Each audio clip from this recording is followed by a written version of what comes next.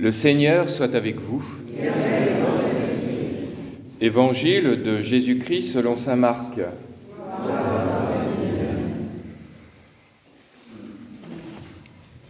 En ce temps-là, tandis que Jésus sortait de Jéricho avec ses disciples et une foule nombreuse, le fils de Timée, Bartimée, un aveugle qui mendiait, était assis au bord du chemin.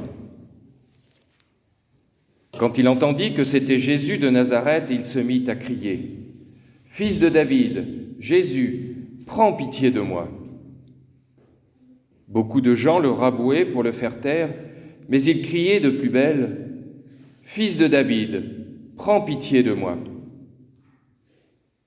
Jésus s'arrête et dit : « Appelez-le. » On appelle donc l'aveugle et on lui dit : « Confiance, lève-toi, il t'appelle. » L'aveugle jeta son manteau, bondit et courut vers Jésus. Prenant la parole, Jésus lui dit : « Que veux-tu que je fasse pour toi ? » L'aveugle lui dit : « Rabouni, que je retrouve la vue. » Et Jésus lui dit : « Va, ta foi t'a sauvé. » Aussitôt, l'homme retrouva la vue et il suivait Jésus sur le chemin. Acclamons la parole de Dieu.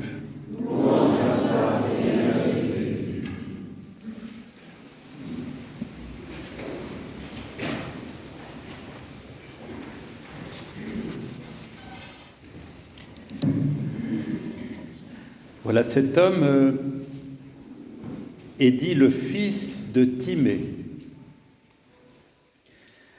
Ça veut dire qu'il est défini en fonction de son père. Il n'est pas défini en fonction de lui-même. C'est pas vraiment lui qui est reconnu, mais vous avez connu son père. C'est le fils. Donc on ne sait pas trop qui il est finalement, en dehors du fait que ce Bartimée, fils de Timée, eh bien c'est un mendiant. Ses pauvres parents, le fils est mendiant.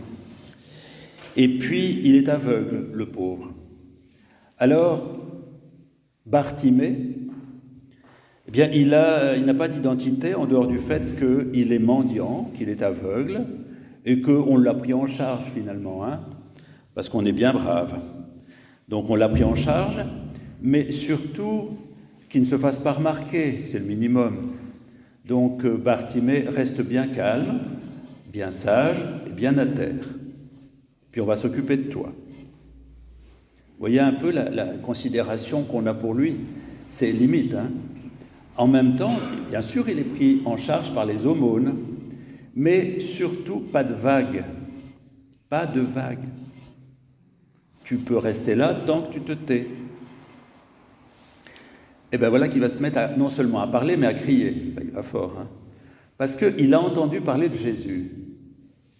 Et peut-être même qu'il l'a entendu, ça on n'en sait rien. Et en fait, son cœur s'est mis, c'est un peu comme pour les disciples d'Emmaüs, son cœur est tout brûlant, parce qu'il a entendu dans les paroles qu'on lui a répétées, ou qu'il a entendu lui-même à un autre moment, quelque chose d'étonnant, comme une lumière pour lui l'aveugle au fond de son cœur, quelque chose qui s'est éveillé, cette petite flamme de l'espérance. Peut-être que ce Jésus va pouvoir faire quelque chose pour moi. Alors, dans son élan, il ose crier : « Mais tais-toi, tu sais bien, tu dois te taire. Tais-toi, tu déranges tout le monde, tu fais du bruit, et puis nous, on est bien entre nous, il ne faut pas nous déranger avec le bruit. » Quelquefois, on entend ça, les voisins font beaucoup de bruit. « Tais-toi, laisse-nous en paix. » Mais lui, si vous voulez, il a du culot.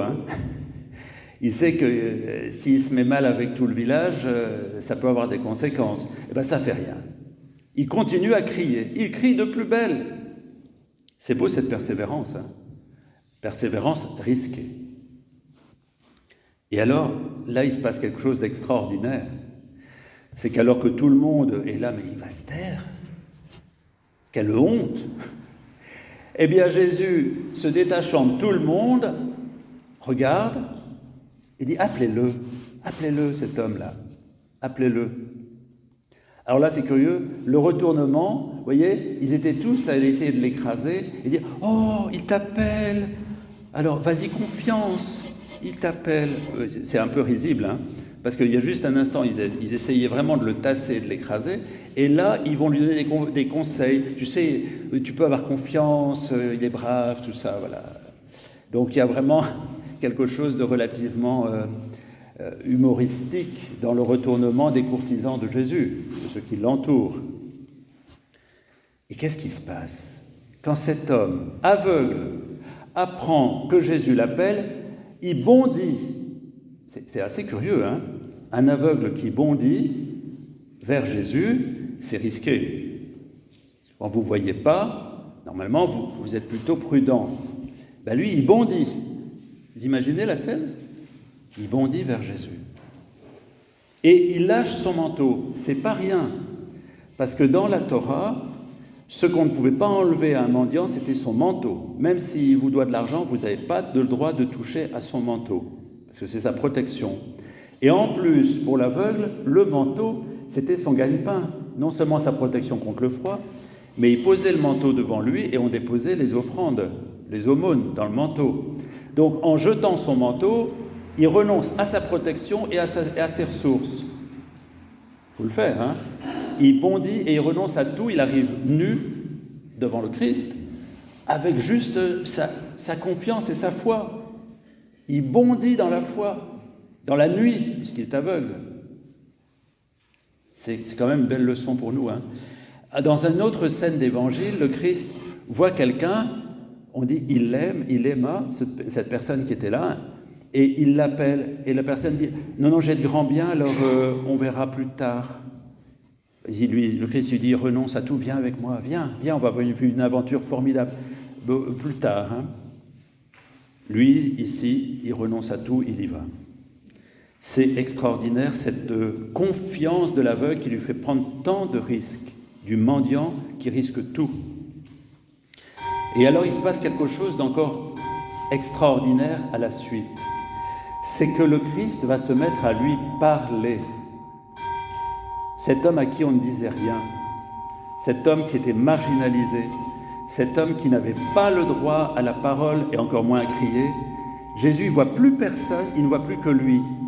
Il a pris toute la place. Jésus lui a donné sa place. C'est beau quand quelqu'un nous donne notre place, unique. Tout d'un coup, cet homme est devenu l'unique au milieu de la foule. Lui, le mendiant, le rejeté, il devient l'unique de Jésus. C'est un moment extraordinaire. Et pourquoi Jésus fait ça? Parce que Jésus veut le susciter à sa propre parole, lui donner la parole, enfin lui donner la parole à cet homme-là, ce petit. C'est écrasé. Que veux-tu que je fasse pour toi? On dit, il n'est pas bien malin le Jésus, hein, parce qu'on sent bien, c'est bien ce qu'il veut voir. Mais non, il veut qu'il le dise. Que veux-tu que je fasse pour toi? Et c'est ce qu'il dit ce matin à chacun d'entre nous. Que veux-tu que je fasse pour toi? Qu'est-ce que tu attends?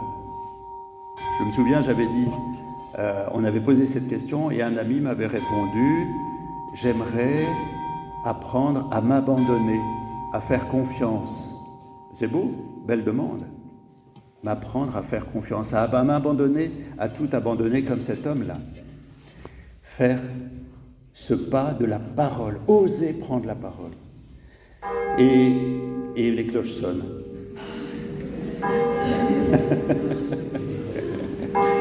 Et les cloches sonnent, et Bartimée va prendre la parole. Même s'il y a du bruit autour, il prend la parole. Et il va dire son désir. C'est extraordinaire ce moment où Bartimée dit son désir. Alors je vais laisser les cloches sonner, parce qu'on ne peut pas faire de la concurrence aux cloches. On va prendre le temps d'écouter la réponse de Bartimée. Que je vois. Et ça sonne, ce que je vois, comme des cloches joyeuses qui indiquent que Bartimée est en train de ressusciter, de se lever.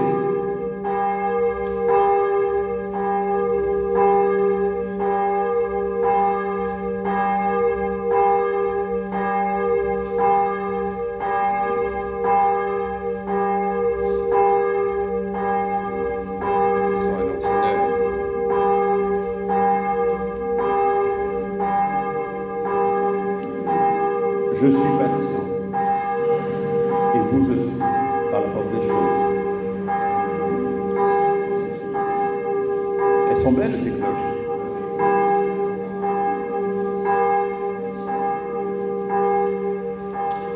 Voilà. Ça s'appelle. Encore un coup.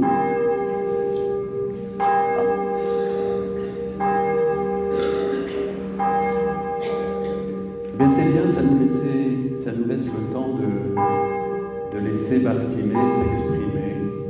Lui qu'on voudrait toujours précipiter, bien Bartimée va prononcer son désir devant quelqu'un qui le regarde avec infiniment tendresse, même si il ne le voit pas encore.